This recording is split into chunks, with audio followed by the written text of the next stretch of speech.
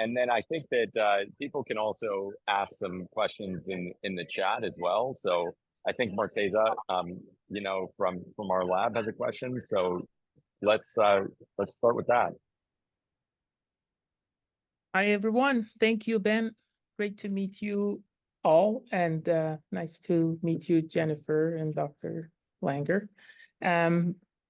My question is about the topic of this whole one-day symposium, which is about in vivo work. And we know a lot of work has been done in vitro systems, including the editing process, and we are I feel like there's a long way to go to optimize in vitro systems to predict what's going to happen in vivo. And I'm mostly interested in translational aspect of connecting in vitro models to in vivo models. And I know it would be a big dream to replace animal in vivo work. And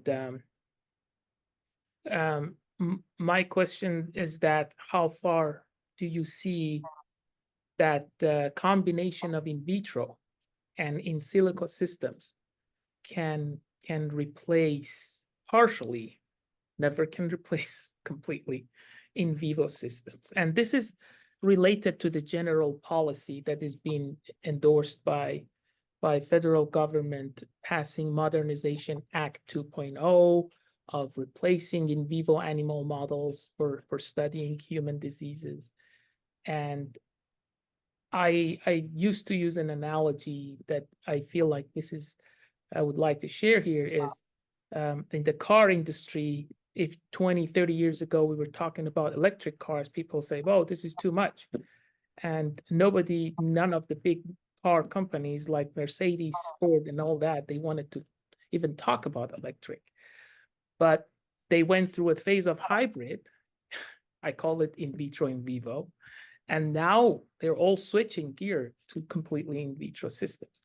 So I wonder, from your point of view and experience, how do you see this analogy how accurate it is? How much of that would be applicable to biomedical research, and how we can utilize in vitro system and in silico system for testing human drugs in vitro? This could be applied to molecular medicine and all the therapies that are, or it's just a wrong analogy and you don't see ever it's going to happen. And at least I feel like this could be happening partially in the area of gene editing, cell therapy. And I would like to get your opinion. Apparently we never can do in vivo validation in human for a compound that we have never tested in animal models. So that's off the table. But how we can tweak this whole, this is probably a long question to put a long intro, but I hope that I get your insights about this. Jennifer, would you like to answer first, or would you like me to say something? Whatever. Yeah, go ahead, Bob. You first. Okay. Well, that is actually an area we've done a lot of work on. So but I think the big issue, and I think it's definitely worthwhile, the big challenge is creating an in vitro system that's really validated and that behaves the same way ultimately that a human does. And lots of people have created like organs and tissues on a chip, but a lot of them don't do what happens in people. I mean, or they may only do a part of it. For example, I've seen companies doing skin, making skin on a chip, but it turns out like that you can actually get some biological information on it. But if you looked at it from a delivery standpoint, it doesn't mimic what's called the stratum corneum, so it doesn't mimic the transport, so you can't use it for something like transdermal delivery. That being said, Gio Traverso, who's a professor at MIT, who was a fellow with me, we published a paper. This is now an intestine on a chip, and he did a really great job and creating so you could do high throughput screening. And for 70 years or 60 years, people have used what are called CACO2 cells. That's a cancer cell line for intestine, but he worked out a way, and it's published in one of the Nature journals, where you could take intestinal cells, and the CACO2 cells, if you take about 100 different drugs, they work about 50% of the time. His case, he has published in that paper, worked about 98% of the time. So I think there are cases, and people are working on things. We're working with Li Ka Shing at MIT and trying to create brains on a chip. Challenging, but making some progress. Anyhow, that would be my 2 cents. Jennifer? Well, I would just add, yeah, that's very interesting, Bob. I would just add that, bodies are complicated, and we're continually struck by the fact that when we test things in vitro and do biochemical experiments, and we are testing things like antibodies binding to cell surfaces and which ones bind well and then have some kind of downstream functionality. It's very hard to predict, actually, right? And so you can have a whole slew of antibodies that all bind very well to a cell surface marker, but only some of them allow cell entry, cell transduction. Why is that? And we don't know. And that's just one example. And then that's not even in the context of a body where there's all kinds of other many interacting and intersecting pathways that are going on at the same time. So I just think we have to appreciate how complex it is. I'm increasingly, hearing people at companies and in academic labs who are very excited about the ability now to, in some cases, very accurately predict small molecule interactions with proteins, and be able to do virtual screening of libraries and do it with higher and higher levels of accuracy. But I think translating that into actual functionality in vivo is still going to be very hard, in my opinion. I second that. Great. Well, thank you so much. And I also have a list of questions here, kind of reel it back a little bit less technical. So, earlier with Mike's introduction, I actually think that we were all just, kind of really intrigued and impressed by your history together with Mike Snyder. And I'm just curious, kind of kicking this off, if you two have ever collaborated before. No. We haven't. We were fortunate, Jennifer came to MIT with her son, Andy, and her husband, and we had a wonderful seminar and dinner, and I think she got a lot of MIT inspired. I think she came back, even was nice enough to come back not only to our lab seminar, but another one at MIT. But so I think, we've tremendously appreciated that. Great. So hopefully sometime in the future. And another kind of general question here. What papers are inspiring you the most right now? What have been some of the most exciting papers that you've seen published recently? Well, gosh, on my side, there's so many. I mean, it's hard to put my finger on one, although there's one I do want to mention. But in general, I would say that I'm really amazed by the increasing ability to do predictive science. And we're seeing more and more examples of this. It's truly extraordinary. At the same time, I don't think any of us are yet at risk of being put out of business as experimentalists. There's just, biology is complex. And so I think that what I find myself drawn to these days when I pick up a journal or flip, usually I'm doing it electronically, is really looking at what people are doing in terms of developing sophisticated models and figuring out how to analyze data sets in ways that are very clever and maybe could eventually make it possible to do fewer experiments, but the right ones. Can I just mention one paper? So, and it's not even in my field, but I think it's, exemplifies, careful, just sort of going back to a field that's been puzzling people for a long time. So long non-coding RNAs, I mean, these have been interesting to people for a long time. There's a lot of evidence that they're involved in regulation of gene expression and chromatin structure, and that they potentially interact directly with certain types of proteins, like one that has been the subject of a lot of attention is a protein called PRC2.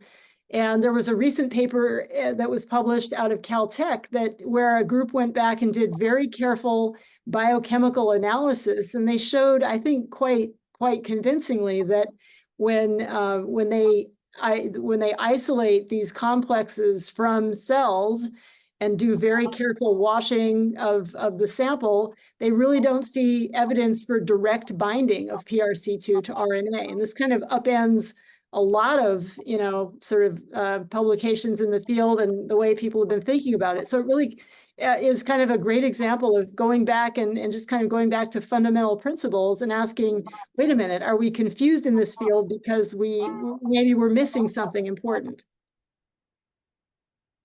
Yeah, no, I agree with the point about predictions. I mean, a couple of things that occur to me, there's been some interesting work published on using like artificial intelligence kinds of things for, improved breast cancer detection. There's also been, I think, some interesting work out of China that was published in Nature on developing predictions for how will like a virus, like a COVID virus, mutate over time. So I think the whole point that Jennifer just made about predictions in many areas, that there's been some exciting papers in that area. Excellent. So as a related question, you both have accomplished so much in your careers. And if you were to restart your career today, what would you be working on and why? You first, Bob. Yeah, well, if I started today, that's harder to say. I mean, one thing when people ask me that, and I've had lots of failures as I talked about in my talk and other things, but I wouldn't change anything. I don't have a specific thing that I'd necessarily work on other than maybe the things that we already are doing and that I talked about. But I just feel, that I've gone through things which have worked, haven't worked, and I feel, if I just feel very lucky the way things have turned out. I never expected things would turn out the way they did for me. Yeah, certainly share that sentiment. I feel really fortunate that I had great mentors along the way, wonderful students that I've worked with over the years, and I'm still working with incredible colleagues and collaborators. I guess the one thing on my side that I would do differently if I were starting out today is I would get a little bit of training, at least in computer science. So I've been trying to dig into understanding, something about how large language models work. And I realized quickly that to really dig into that, I needed to have enough knowledge of how a computer works and how you write software, how you write code, to at least understand what's going on. And so I've actually been working my way through an intro CS class online, which has been amazing. And I've been telling my students, please, do this, get this kind of background, because no matter what you do in the future as an experimental biologist, I believe that computation will be part of it. That's great. So I know we have a few people that want to ask questions. I'll ask one more and then we'll kick it on over to the audience. So we have a lot of students here today, and I'm curious, what defines the most successful students that you've worked with? And how can other students learn from their behaviors, their habits, and what they do differently? Do you want me to go or would you like to go? Go ahead, Bob. So, I mean, I don't know that there's one way, but the students that I've had who've done well are, they're super intelligent. They work really, really hard. They don't give up. They're willing to ask questions and learn. And I think they have a tremendous amount of passion, to want to, and also, I mean, a lot of things are curiosity driven, and they have a lot of curiosity. So those are some of the characteristics that I've seen. I would just add to that, that the ones that have been most successful from my lab over the years have those qualities, but they have, I would say, also an ability to work with other people that makes them very effective at either collaborating or teaching, mentoring, communicating their ideas. I think that's really a differentiator. So I really encourage my students to, to foster their capabilities with communication and with collaboration, because that really does make the difference in one's career if you have those skills. Yeah, I agree. Thank you so much. Let's go with our first audience question. I think Remus.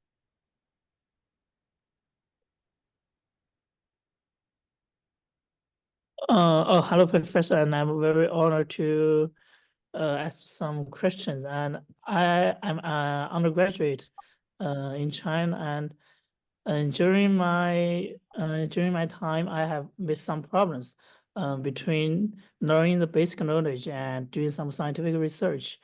There is in China, the competition between students is very, very fierce, and some students start their scientific research very early, but to some students like me, I lack some basic biological knowledge in the beginning of my college life. But seeing some students getting into lab and do some work, I also push myself to get into a lab as early as I can. But I wonder whether this is the right direction, right decision.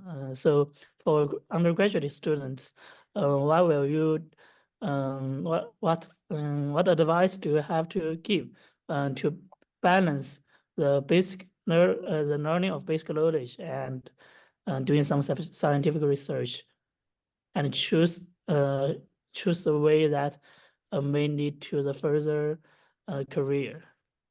Thank you. Well, I can just say that I think it's wonderful that you're embracing that opportunity to, learn how to do research. And hopefully you're doing it from your own desire, your heart, that you really want to do it. You're not feeling pressured or forced to do it. You're doing it because you're truly excited about it and curious. And I hope you will foster that curiosity, because I think that does that really is something that I value in my career, and that I really I encourage in certainly all of my trainees. Yeah, I agree with that. I'd add, what I tell people when they are incoming freshmen, and they, that the first thing you want to do is not over commit to too many things that you're doing. And, there are people that come in that want to do like 8 classes and do research, and I always say, well, look, these places, MIT and Berkeley, these are, school can be hard. So first you want to make sure that you can do okay on the things that you have to do. But once you've got that, then I think research is an absolutely fantastic thing to do. And I agree with exactly what Jennifer said. Thank you very much.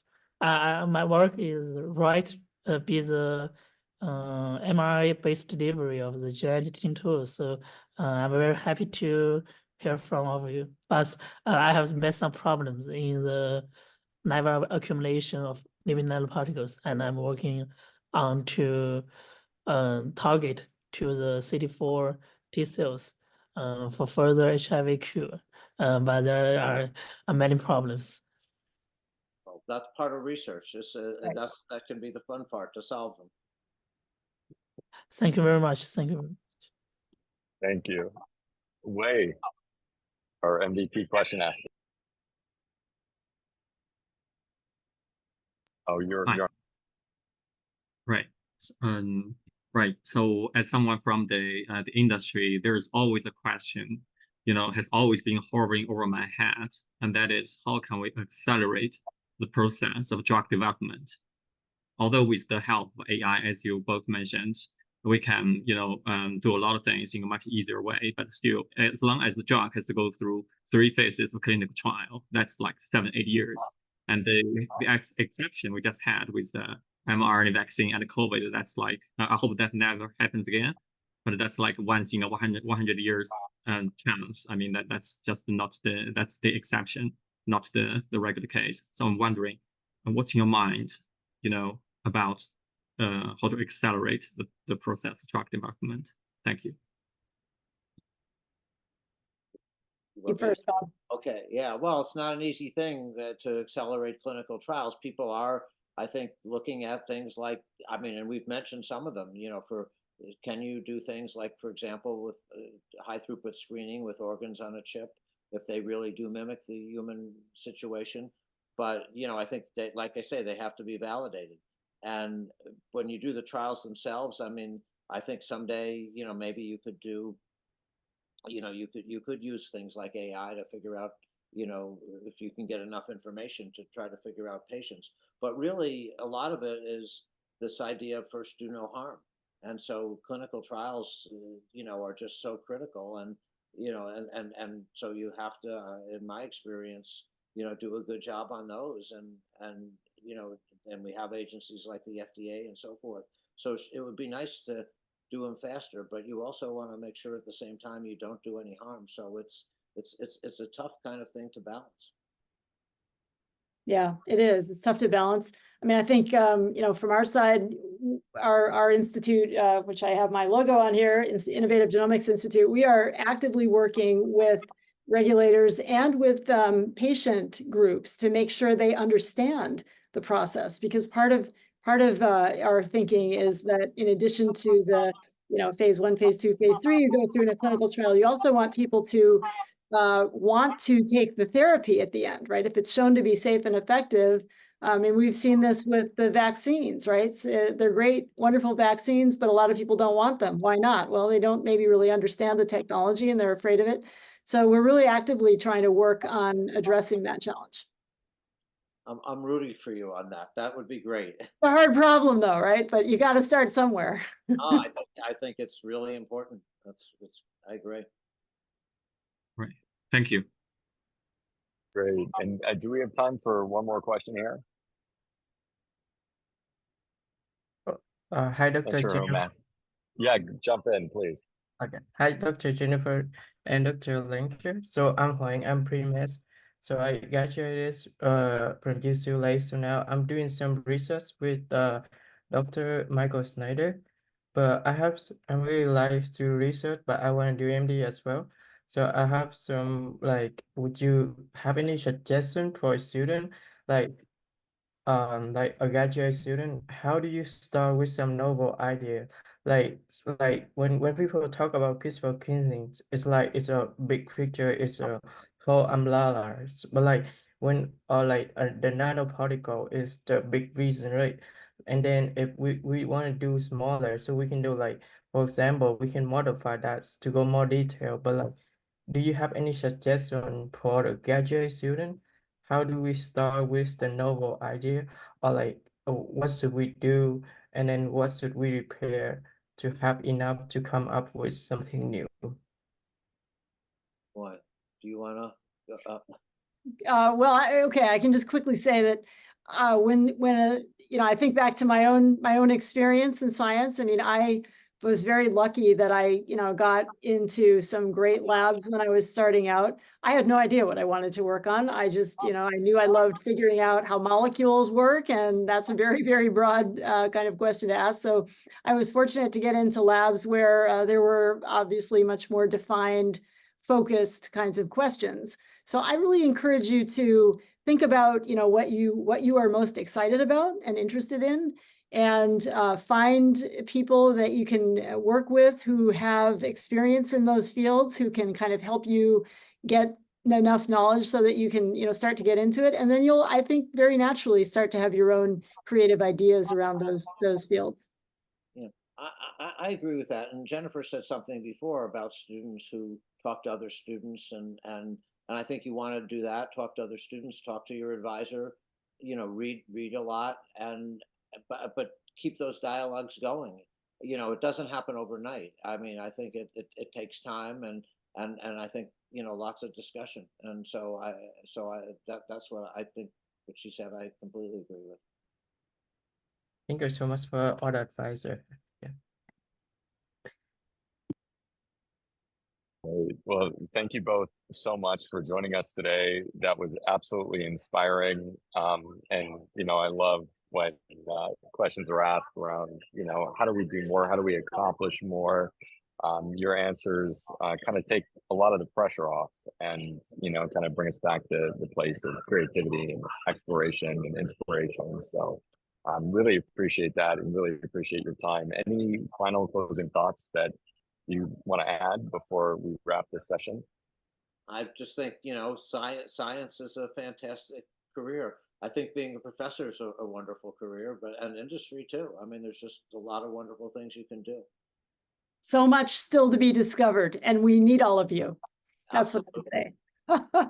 Well said.